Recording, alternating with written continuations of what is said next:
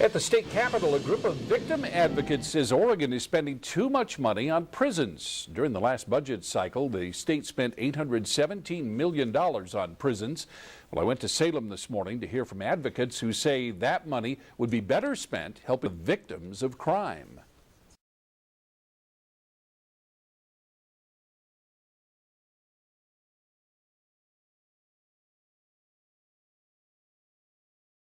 My name is Carrie Naughton, and I'm the director of the Crime Survivors Program at Partnership for Safety and Justice. Partnership for Safety and Justice is a statewide membership organization dedicated to making Oregon's public safety policies more effective and more just. As those of us who are crime survivors and also as victim advocates, we know firsthand the impact that crime has not only on individuals, but also on families and entire communities. There is now a wealth of research that can guide public safety policies to help states invest in strategies that will increase public safety. Unfortunately, Oregon's public safety spending is based on a sentencing structure that is out of date with the research. 67% of Oregon's limited public safety dollars are spent on corrections. This leaves little left for other important parts of our public safety system, like law enforcement, the courts, drug and alcohol treatment, mental health services, and also victim services.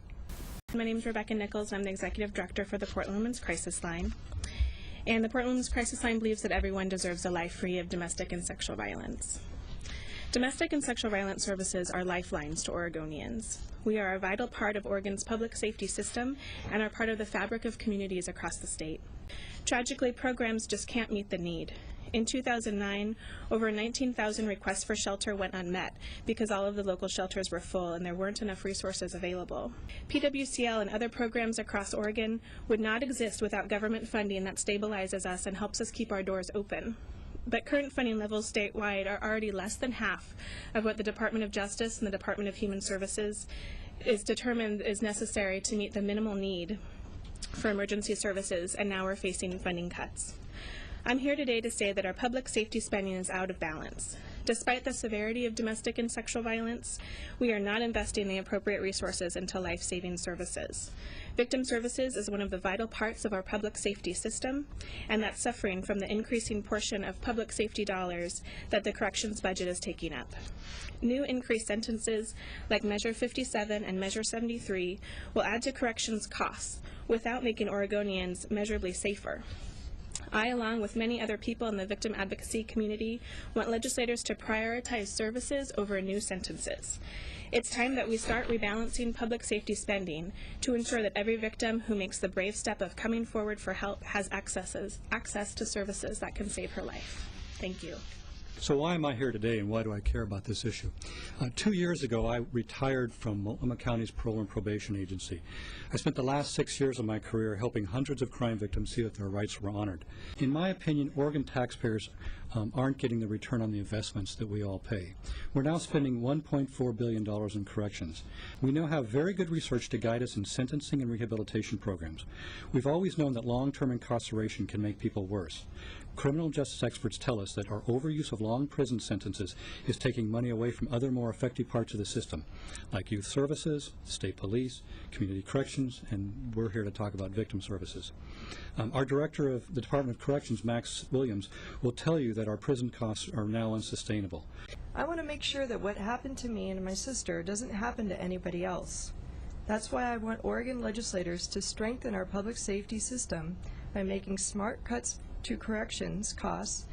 Almost 70% of Oregon's public safety dollars are spent on a correction system that is based in an antiquated sentencing structure instead of research and evidence-based practices. This leaves little left for other vital parts of our public safety system, like victim services, keeping police on the streets, the courts, and crime prevention efforts. Our final speaker was Terry Quinteros, who is the Executive Director of the Oregon Coalition Against Domestic and Sexual Violence. The Coalition is a statewide organization made up of programs across Oregon that help survivors of domestic and sexual violence find safety and rebuild their lives. Unfortunately, Terry was unable to be here this morning, but she did send me a statement that she asked me to read.